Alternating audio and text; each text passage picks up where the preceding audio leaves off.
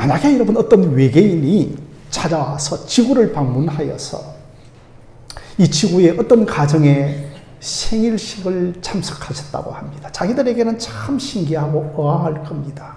케이크를 가져오고 머리에 꽃갈모자를 쓰고 또 그 케이크에 초에 불을 붙이고 후 불기도 하고 그리고 또한 케이크를 적단하기도 할 것입니다.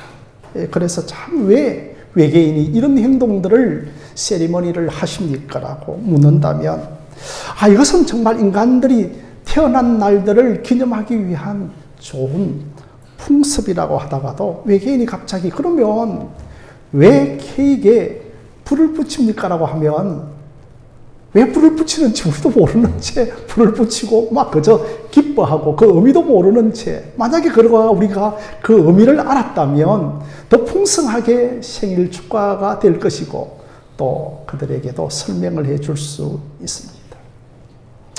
자, 우리가 이렇게 여러분 성찬을 행하면서 조그만한 빵 조각을 나누면서 이 뭐하는 짓이냐?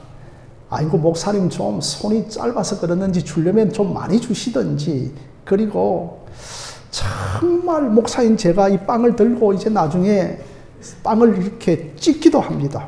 왜 찢어야 하는지 그 의미를 우리는 알아야 합니다. 어릴 때부터 성찬에 열심히 참여한 분들은 이 성찬의 의미를 의외로 대답하지 못하는 분들도 있습니다. 오늘은 이 성찬에 관한 설교를 할 것인데 세 가지 주제를 가지고 설교하겠습니다. 첫째로 성찬의 참된 의미가 무엇인가? 그리고 두 번째로서는 성찬의 기능이 무엇인가? 그리고 또한 세 번째로서는 성찬이 주는 위험성은 무엇인가를 상고해보는 그런 시간을 갖도록 하겠습니다. 자, 여러분 첫 번째로는 성찬의 참된 의미입니다. 오늘 말씀은 예수님께서 십자가에 죽기 전에 행하신 최후의 만찬이라고 합니다. 여러분 앞 화면을 한번 보시면 우리 오늘 그림을 그리는 화가도 있지만 저분의 평생의 소원은 목사님 제게 영감을 주신다면 이 최후의 만찬을 한번 그려보는 것이라고 그렇게 합니다. 여러분 이거 누가 그림을 그렸나 하면 중세의 레오나르도 다빈치가 했습니다. 그러니까 여러분 중세적인 시각으로 이렇게 우리 그 예수님 당시에 유대 사회에 긴 식탁이 테이블이 그 당시에는 없었거든요. 근데 유대 사회는 이게 들어 누워서 이렇게 받아 먹기도 하고 그렇게 했는데 이제 이런 그림으로 다빈치가 그림을 그렸던 겁니다. 그러나 여러분들 좀 아셔야 될 것은 성경 그 어디에도 최후의 만찬이라고 하는 단어는 없습니다. 우리가 이제 최후의 만찬이라고 지어낸 것이지 성경적인 단어로 말하면 어떤 만찬이냐 하면 유월절 만찬입니다. 유월절 만찬이라고 하는 겁니다. 그래서 여러분 예수님께서 나중에 저 앞에 보면 18절 19절을 보면 제자들에게 너희들이 이제 유월절 그 만찬 유월절을 지키기 위하여서 음식을 준비하라고 제자들에게 명령을 하기도 하는 겁니다. 여러분들이 너무나 잘 아는 것처럼 유월절은 이스라엘의 3대 절기 중에 가장 큰 명절 중에 하나죠. 그러니까 지금 정도, 한 3월 초하루 정도 제 생각입니다만은 이 봄에 드리는 그들에게는 정월 초하루가 됩니다. 그런데 여러분 이 유월절의 기원은 출애굽에 있습니다. 모세시대의 이스라엘 백성들이 애굽의 이집트의 그 파라오의 노예였지 않습니까? 그래서 하나님께서는 그 애굽의 노예였던 이스라엘 백성들을 해방시켜서 가나안 지금의 팔레스틴 지역으로 옮겨두었습니다. 그런데 그 이집트의 왕인 파라오가 못 가게 만드는 겁니다. 그래서 하나님께서는 그 이집트의 파라오를 징벌하기 위해서 몇 가지 재앙을 내리는가요? 10가지 재앙인데 마지막 재앙이 뭐냐 하면 피재앙입니다. 죽음의 재앙을 딱 내리는 겁니다. 그래서 각 집안에 난 모든 초태생, 장자, 그것은 동물도 포함되어지는 모든 초태생을 내가 다 죽이겠다는 겁니다. 여러분 이것은 이 장자의 죽음은 이집트 백성들만 죽이는 것이 아니라 이스라엘 집안의 장자들에게도 예외가 아니었습니다. 왜냐하면 이스라엘 백성들도 똑같이 죄인이기 때문에 죽을 수밖에 없는데 그때 이제 어린 양을 잡아서 죽여서 그 피를 문설주와 임방에 바른 가정은 이제 장자의 죽음을 6월 넘어가면 패스오버 되어졌던 겁니다. 자, 그래서 여러분 이제 천사가 그 어린 양의 피가 발라지는 가정은 다 넘어가서 장자의 죽음을 면했죠. 그래서 여러분 그 6월이라고 하는 것은 담을 넘어간다는 겁니다. 그러니 여러분 이 6월절은 우리나라의 강목절과 같은 큰 명절입니다. 그래서 이제 6월절이 되면 대대로 집안에서 양고기를 어린 양고기를 잡아서 그것을 구워 먹고 또 떡도 먹고 또 포도주에 잔도 함께 먹습니다. 그러다 보니까 평소에 이제 고기를 많이 먹지 못하는 어린이들에게는 그 가정에 큰 6월절 잔치가 되어졌던 것이었습니다. 그러니 여러분 양고기도 먹어보고 이제 그날에 누룩 없는 떡이지만 이제 풍성한 빵도 먹고 포도주도 풍성했습니다. 그래서 여러분 그 가정의 아버지가 이제 오늘 집례자를 놓고 기도하셨는데 그 아버지가 6월절을 집례하는데 정말 6월절 식사는 그 아이들에게는 특별한 식사였습니다.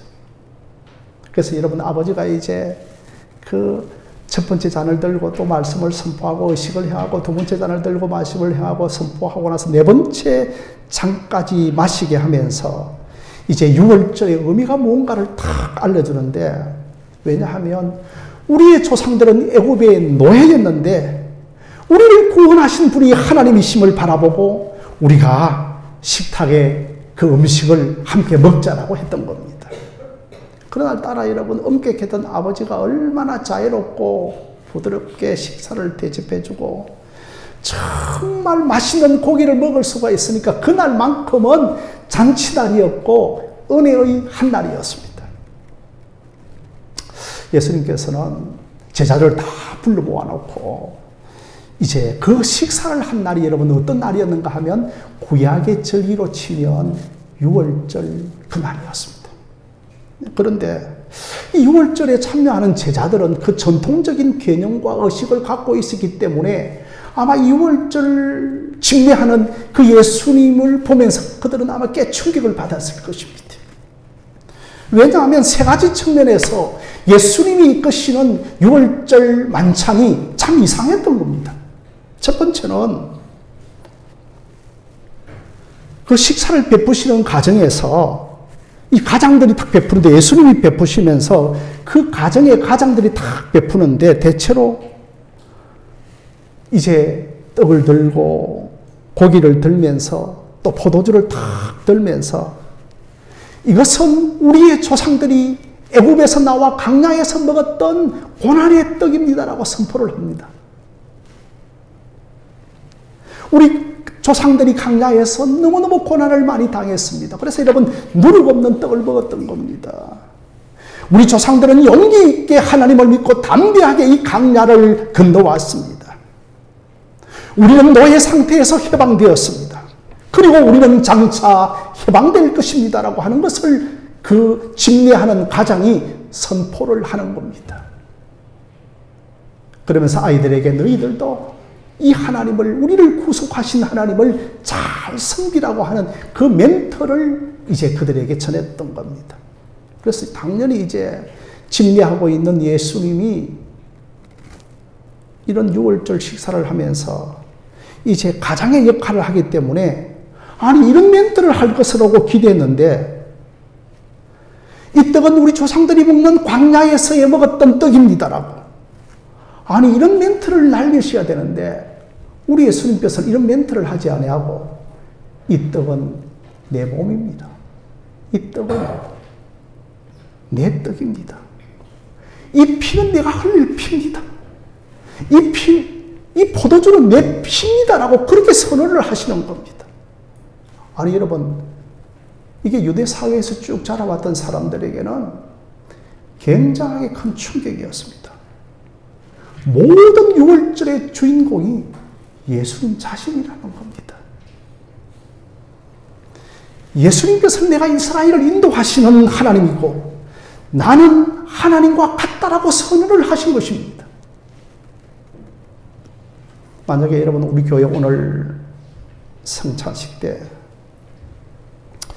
우리 이제 성찬위원들이 이 떡과 잔을 들고 또 여러분들에게 가서 분배과 분잔을 해줄 겁니다. 그런데 여러분 1세기 때에 그 성찬은 어떻게 들었는가 하면 성찬위원들이 없었고 이제 집례자 앞에 우리 고경진 집사님과 김옥식 집사 순서로 다 이렇게 나와서 이제 내 몸입니다. 내 피입니다. 이렇게 해서 조각조각씩 찢어주는 것을 가지고 받아 먹고 자리로 돌아갔습니다. 그때 이제 그 집례자가 어떻게 이야기를 하는가 하면 자, 우리 그러면 제일 앞자리에 장로님이 계시는데 김석대 장로님 그리스도 앞으로 나오시기를 바랍니다. 김혜한 장로님 그리스도 앞으로 나오시기를 바랍니다. 아니 이렇게 집례를 해야 되는데 제가 장로님에게 문창경 앞으로 나오시기를 바랍니다 하면 장로님이 좀 고개를 숙이면서 왜 내가 문창경 앞으로 나가야 되지? 조금 미친 것이 아닌가? 아니면 문창경이 하나님이 아닌가? 두 가지 중에 한 가지를 생각하게 될 것입니다. 그래서 여러분들이 저를 문창경 앞으로 나오십시오 하면 오해할 겁니다. 아니 저 우리 미치광이가 아닌가? 아니면 갑자기 신으로 등극을 했는가? 그러면 여러분 제자들에게는 예수님께서는 그리스도 앞으로 나오라고 하는 이것이 굉장히 큰 충격이었습니다. 두 번째로 여러분 이상한 점은 당시에 그 6월절 식사에서 참 좋았던 점은 뭐냐 하면 그저 자주 먹지 못했던 양고기를 먹을 수 있다는 것이었습니다. 그런데 여러분 예수님의 6월절 만찬에 잘 찾아보십시오. 양고기는 빠져 있습니다. 이것은 여러분 의도적으로 우리 예수님께서 뺀 것입니다. 왜냐하면 우리 예수님이 6월절 어린 양으로 오셨기 때문입니다. 그래서 여러분 요한복음 1장에 보면 세례요한이 나오는데 저 먼 발치에서 예수님이 지나가신 것을 보면서 세례요한이 정확하게 말을 하면서 보라 세상죄를 지고 가는 하나님의 어린 양이라고 예수님을 정확하게 이해하였던 겁니다. 그러니 여러분 예수님께서는 6월절 만찬에서 의도적으로 어린 양고기를 누락시키고 있습니다. 내가 어린 양이다. 내가 너희들의 죄를 대속한다. 내 피를 보고 믿는 자들은 죽음의 심판에서 유월한다, 패시오버한다, 넘어간다고 하는 것을 말씀하고 그 모든 죄가 어린 양에게 전가되어졌던 것처럼 나에게 너희들의 모든 죄가 전가될 것을 말씀하고 있는 겁니다.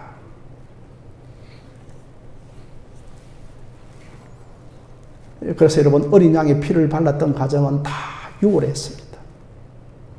여러분 어떤 집안의 가족들이 너무너무 착한 가족들이었고 그 가정들이 너무너무 착한 일을 많이 했더라도 어린 양의 피를 문설주에 바르지 아니하면 착한 가정도 심판을 당하였습니다. 내가 어린 양이다. 내가 도살할 어린 양이다. 그러니 여러분 우리가 어린 양이신 예수 그리스도를 먹고 마심으로 내 신비에 어린 양의 피가 발라져 있으므로 더 이상의 이제는 6월절 어린 양을 믿을 필요가 없는 겁니다. 6월절을 더 이상 우리는 지킬 필요가 없는 겁니다. 그래서 여러분들 주변에서 6월절을 지킨다고 하는 것이 있으면 그건 이단이고 가지 않아도 됩니다. 우리가 구약신앙으로 다시 돌아갈 필요가 없는 겁니다. 여러분 마태복음 26장 27절 28절 말씀 앞을 한번 보고 우리 한번 함께 27절도 읽고 28절도 나중에 올려주십시오. 함께 읽겠습니다. 시작. 또 잔을 가지사 감사 기도하시고 그들에게 주시며 이르시되 너희가 다 이것을 마시라. 우리 28절 함께 읽겠습니다. 이것은 제 사함을 얻게 하려고 많은 사람을 위하여 흘리는 바 나의 피 곧 언약의 피니라고 합니다. 교회를 오래 다녔던 사람들은 떡은 예수님의 몸이고 피는 포도주는 예수님의 피라고 하는 것을 다 알고 있습니다. 그런데 여러분 오늘 말씀에서 뭐냐 하면 27절 말씀을 보시면 바로 잔을 가지고 이 잔은 곧 뭐라고 말씀하고 있습니까? 바로 나의 피라고 합니다. 포도주가 나의 피라고 말씀하고 있지 아니하고, 그래서 여러분 성경에서는 뭐라고 말씀하고 있는가 하면 뗀 떡과 흘린 잔이라고 합니다. 뗀 떡과 흘린 포도주라고 말씀하고 있지를 않는 겁니다. 그래서 여러분 우리가 나중에 이제 떡을 찢고 떡을 떼어서 주죠. 그래서 여러분 예수님께서 십자가에서 몸을 찢으시고 그 몸을 우리에게 주신 것입니다. 그런데 흘린 포도주라고 하지 않고 그 어디에도 여러분 성경을 읽어보면 흘린 포도주라고 하지 아니하고 흘린 잔이라고 하는 겁니다. 여러분 당시에 포도주를 어디에 담았습니까? 부대에 담았죠. 새 부대는 새 가죽 부대 그대로 담았죠. 그죠? 그러니 여러분 큰 부대에 포도주를 담아가지고 그 포도주 부대를 이렇게 확 쥐어 짤 때 잔에 흘려져서 어떻게 되어집니까? 흘린 잔이 되어지는 것이죠. 그래서 충분히 포도주에서 피가 흘러야, 그래서 여러분 흘린 잔이라고 하였던 겁니다. 제가 나중에 이제 실제로 이 성찬을 가지고 이제 포도주를 부를 때에 어떻게 하냐면 쪼르륵 소리를 내게 할 겁니다. 이것은 뭐냐면 흘린 잔이라고 하는 겁니다. 그래서 내가 이것을 정말 실제적으로 보여주려고 하는 것은 예수님께서는 자기 자신의 몸을 찢고 자기 자신의 피를 흘리셨다는 것을 보여주기 위함인 거죠. 왜냐하면 예수님께서 십자가에서 몸을 찢으시고 십자가에서 피를 흘리셔야만 그것이 우리의 생명이 되는 겁니다. 피를 흘리지 아니하시고 몸을 찢지 아니하시면 생명이 되지 않는 것입니다. 그래서 여러분 피는 흘려야 됩니다. 몸은 찢어져야 하는 겁니다. 그래야 우리의 생명, 예수의 생명이 우리의 생명이 되는 것입니다. 성도 여러분, 이 복음에는 두 가지가 있습니다. 복음에는 두 가지가 있습니다. 첫째로 여러분 듣는 복음이 있습니다. 둘째로 보는 복음이 있습니다. 그러니까 여러분 듣는 복음은 뭐냐 하면 설교를 듣는 복음입니다. 그래서 여러분들이 아시다시피 로마서 10장 말씀에 믿음은 들음에서 나고 들음은 그리스도 예수의 말씀으로 말미암으니라고 그렇게 말씀을 하고 있는 겁니다. 그리고 여러분 우리들에도 잘 생소하지만 눈으로 보는 복음이 있습니다. 눈으로 보는 복음이 있습니다. 그것이 뭐냐 하면 6월절 만찬인 성찬이 바로 눈으로 보는 복음이라는 겁니다. 정말 저는 우리 예수님께서 정말 우리 인생의 실정과 한계를 느끼시기 때문에 제 생각이지만 덤으로 듣는 복음의 한계를 느낄 때에 자 너희들이 이들에게 보는 복음을 주겠다고 하면서 우리에게 주신 보는 복음은 뭐냐면 바로 성찬과 세례입니다. 이게 여러분 보는 복음입니다. 그러다 보니까 여러분 로마 가톨릭 성당에서는 보는 복음이 너무너무 많은 거예요. 여러분 보는 복음의 가장 취약점이 뭐냐 하면 우상으로 흘러갈 수 있습니다. 이 시각, 비주얼, 영상. 그래서 중세 가톨릭이 확 타락을 할 때에 이 보는 복음이 얼마나 많았는가 하면 7성례가 있었습니다. 7가지 성례가 있었습니다. 별의별 것을 더 만들어가지고 보는 복음을 만들었는데 이게 전체가 종교적인 미신행위였어요. 그래서 루터와 칼빈이 종교개혁을 하면서 모든 것 다 버려버립니다. 다 버리고 7가지 성례 중에서 2가지 성례 보는 복음만 딱 간직을 하는데 그것이 뭐냐 하면 성찬과 세례입니다. 그래서 여러분 이 성찬은 우리가 복음을 보는 날입니다. 그래서 여러분 눈으로 보는 복음은 우리가 제정한 것이 아니고 예수님께서 직접 눈으로 보는 복음을 제정한 겁니다. 그래서 저는 성찬이 눈으로 보는 복음이라고 하는 그 말에 큰 은혜를 받으면서 내가 이제는 성찬을 소홀히 여기지 말아야 되겠다. 내가 성찬을 가볍게 여기지 말아야 되겠다. 정말 우리가 보는 복음으로 오늘 이 성찬에 참여하시기를 바랍니다. 오늘날에는 이제 보는 복음이요. 이제 조각과 행상으로 많이 만드는 것이 아니고 비주얼로 만들어가지고 얼마나 교회가 영상을 잘 사용하는지 모릅니다. 막 그 영상이 막 휘황찬란하게 막 대형 와이드 화면에서 만들어지는데 그것 중에 하나가 잘못된 것은 여러분, 듣는 복음이 사라지고 보는 복음이 강조되어지면 잘못되어질 수 있다는 겁니다. 두 번째로 여러분, 성찬의 기능입니다. 첫 번째는 성찬의 참된 의미를 말씀드렸고, 두 번째로서는 성찬의 참된 기능입니다. 아니 여러분, 제가 청년 시절인지 아니면 한 30대 후반에 그때 어떤 영화가 확 히트를 치는가 하면 그 멜 깁슨의 패션 오브 크라이스트, 그렇죠? 여러분, 패션이라고 하는 것은 열정도 되어지지만 패션은 순환, 고난도 되어집니다. 그래서 패션 오브 크라이스트가 그리스도의 순환이라고 하는 영화가 멜 깁슨이라고 하는 사람을 통해서 많이 나왔죠. 그래서 여러분, 부활절을 앞두고 고난주간이 되어지면 교회마다 오후 예배 때에 이 멜 깁슨의 패션 오브 크라이스트 영화를 상영을 했습니다. 그래서 어떤 청년들은 이 영화가 너무너무 감격스러워서 눈물을 흘린 사람이 있고, 또 육체적인 고통으로 접근하고 있기 때문에 너무너무 끔찍해서 그 영상을 보면서 실신하는 사람도 있었습니다. 분명히 여러분 있었습니다. 어떻게 보면 여러분, 보는 관점에서 보면 이 보는 복음보다도 그 영화가 더 효과적일 수도 있습니다. 무슨 거친 떡이고 누룩도 없는 떡이고 보잘것없는 볼품없는 떡을 찍고 포도주를 마시는 것, 영화보다도 효과적이지 못할 수가 있습니다. 그런 의미에서 여러분, 패션 오브 크라이스트가 더 효과적일 수가 있는 겁니다. 그러나 여러분, 이 성찬에는 영화가 주지 못하는 성찬의 기능이 있습니다. 성찬은, 영화는 보는 것에 그치지만 성찬은 우리가 직접 예수 그리스도의 몸과 피를 먹고 마시기 때문입니다.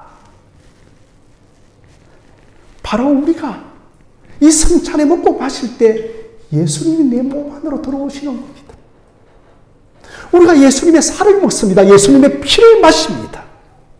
이때 여러분, 성령께서 역사하시면 우리가 하나님의, 예수님의 임재를 깊이 체험할 수가 있는 겁니다. 그저 맛없는 빵이지만 우리가 성찬할 때 성령님께서 역사하시면 우리가 예수님의 임재를 깊이 경험하는 겁니다. 누가복음 24장을 보면 엠마오로 내려가는 두 제자가 있었습니다. 왜 이들은 엠마오 자기 고향으로 투들투들하게 낙심에 찬 발걸음을 가지고 내려갔는가 하면, 지금까지 3년 동안 따라다녔던 예수가 십자가에서 허무하게 죽었다. 그러나 3일 만에 예수님께서 부활하셨다는 소식을 듣지 못한 채 죽은 소식만 듣고 그들은 낭망한 채로 자기 고향 엠마오로 내려가고 있었습니다. 예수가 옆에 나타났습니다. 부활의 영광의 몸으로 부활체로 나타나셨습니다. 이게 부활하기 전에 몸보다도 더 영광스러운 부활체의 몸으로 나타나셨기 때문에 영안이 열리지 않는 상태에서는 부활체 예수 그리스도를 잘 알지도 못하였을 것입니다. 옆에서 예수가 서 계신 것을 모릅니다.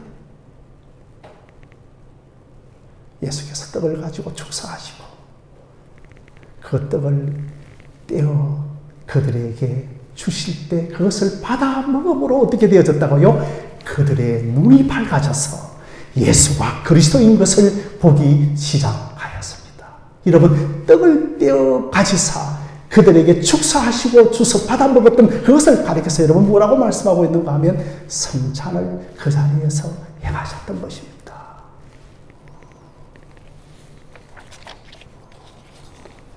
놀랍게도 성찬의 떡을 먹고 마실 때에 그들은 예수를 알아보기를 시작하였습니다. 그러니까 여러분, 오늘 여러분들이 성찬에 참여하게 되어질 때 이 성찬은 단순한 기념식 세리머니가 아닙니다. 이 성찬은 2주기, 3주기, 4주기를 드리는 추도 예배가 아니라고 하는 것입니다. 진실로 여러분들이 떡과 잔을 믿음으로 받아먹고 그 속에 성령의 초자연적인 역사가 있으면 예수를 깊이 체험하는 임재의 역사가 나타날 줄로 믿습니다. 초자연적인 역사가 있습니다. 여러분들이 말씀을 들을 때에 초자연적인 역사를 통하여서 회심을 하고 회개를 하고 믿음의 역사가 일어나고 놀랍도록 감화감동의 역사가 말씀을 들을 때 일어나는 것처럼 여러분들이 믿음으로 이 성찬에 참여하게 되어질 때에 성령의 초자연적인 예수의 임재를 경험하기를 바랍니다. 그러면 여러분, 성찬을 통하여 성령님이 역사하기도 하지만 성찬을 통하여서 성령님께서 설교를 통하여 역사하는 것처럼 역사하신다는 겁니다. 여러분들이 너무나 잘 알고 있는, 아시는 분도 있겠죠. 18, 9세기에 유명한 미국의 데이비드 브랜더드 선교사님이 계셨습니다. 이 데이비드 브랜더드 선교사님은 29세의 나이에 그 눈 덮인 설산에서 각해를 하며 피를 흘리며 죽어갔고, 그는 인디안 원주민들에게 복음을 전하는 미국의 선교사님이셨습니다. 어느 날 성찬에 참여하였습니다. 강력한 성령의 초자적인 역사가 이 데이비드 브랜더드 선교사님에게 임하였습니다. 갑자기 그가 하나님에 대하여 목말라지기를 확 시작하였습니다. 갑자기 그가 예수의 하늘경에 빠지기를 시작했습니다. 오늘 이 자리에 예수 그리스도만 보이기를 주님의 이름으로 소망합니다. 예수 그리스도의 십자가만 여러분들의 눈에 고정되어지기를 바랍니다. 갑자기 몸에 힘이 빠지기를 시작했습니다.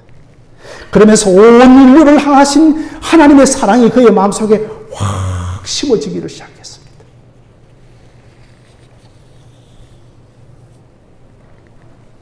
성찬을 마치고서도 이 감격과 이 감동과 이 흥분은 사라지지를 않았습니다. 저녁 늦은 시간까지 그 성찬의 감격이 그의 영혼을 사로잡고 있었던 것입니다. 성찬을 받고 먹을 때에 예수님의 십자가의 사랑이 자기 자신을 확 감싸는 것 같았습니다. 그 하나님의 기쁜 사랑에 그가 젖어 있었습니다. 저도 이 경험하기를 원합니다. 저 평생의 기도의 제목이 성찬 때에 내 자신이 이런 경험에 젖어들기를 원합니다. 여러분, 이런 경험이 있기를 주님의 이름으로 기도하십시다. 왜 우리에게 이런 경험이 없는가? 성찬이 무엇인가를 제대로 이해하지 못하기 때문입니다. 무지하면 성령님께서 역사하지 않습니다. 성령님은 하나님을 아는 지식을 따라 역사합니다. 무지하고 무식하면 성령님 역사하지 않습니다. 세상 학문에 무식하지 말라는 것이 아니고 하나님을 아는 지식에 여러분들이 지식을 가지고 있어야 됩니다. 그럴 때에 지식을 따라 성령님이 역사하는 겁니다. 머릿속에 저장된 것이 아무것도 없는데 어떻게 성령님이 역사하신단 말입니까? 내 머릿속에 아무런 하나님의 말씀이 없는데 어떻게 성령님이 우리를 들어서시고 역사하신다는 말입니까?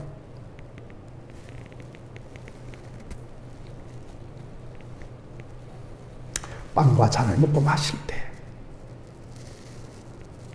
성령의 초자연적인 역사가 있을 것을 기대하고 사모하고 기도하시기를 바랍니다. 설교만 기도하지 말고 성찬도 기도하시면서 한 주간 내내 성찬 말씀을 묵상하셔야 됩니다. 세 번째로는 성찬 앞에 놓인 위험이 있습니다. 성찬이 주는 유익과 풍성함과 은혜도 있지만 성찬이 주는 위험이 있습니다. 그 위험이 뭐냐면 앞 화면 고린도전서 27장 28절을 보시겠습니다. 우리 함께 27절을 읽겠습니다. 시작. 그러므로 누구든지 주의 떡이나 잔을 합당하지 않게 먹고 마시는 자는 주의 몸과 피에 대하여 죄를 짓는 것이니라. 28절입니다. 함께 읽겠습니다. 시작. 사람이 자기를 살피고 그 후에야 이 떡을 먹고 이 잔을 마실지라고 합니다. 여러분, 고린도 교회에 향하신 예수님의 말씀입니다. 고린도 교회는 파당이 많았습니다. 고린도 교회는 분쟁이 많았습니다. 에베소, 고린도에서는 아볼로파, 게바파, 바울파, 예수파, 예수가 더 설교를 잘한다, 아볼로가 더 설교를 잘한다, 게바가 더 설교를 잘한다 하면서 많은 파당과 분당이 있었습니다. 그리고 또한 성도들끼리 업신여기는 것이 있었습니다. 고관 대작들은 음식을 빨리 먹고 낮고 추한 사람들은 늦게 음식을 먹고 자리를 떴습니다. 함께 우리가 어떻게 겸상을 할 수 있단 말인가? 계모를 아내로 삼아서 부부가 되어 살아가는 사람들이 고린도 교회에 있었습니다. 그럼 여러분, 범죄한 사건이 있으면서 이 거룩한 성찬에 참여하였던 겁니다.